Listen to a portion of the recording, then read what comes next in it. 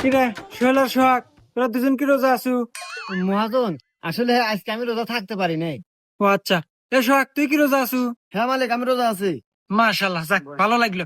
এই নে, এখানে 1,000 টাকা আছে, কাম শেষে বাড়ির নাকি ইফতার নিয়ে যাইস। ঠিক আছে মালিক। আচ্ছা, তাইলে দুইজন ভালোভাবে কাজ কর। আচ্ছা মহাজন, এ বসো তোর, বসো তোর।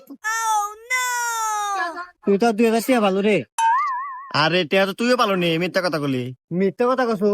তার মানে তুই রোজা নাই? আরে না পাগল, আমি তো রোজা নাই। কিরে, তোরা কেউ কি আজকে রোজা আছু? কি রে মালিক, আজকেও আছে?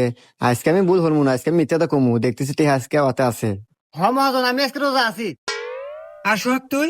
না মহাজন, হ্যাঁ সাথে চেতন পাই নাই। ও আচ্ছা, তাইলে তুই এক কাজ কর, বাসায় যা, বাসায় যা, দেখ তোর ভাবি বিরিয়ানি রান্না করছে, যা খাওয়া দাওয়া করে আয়গা।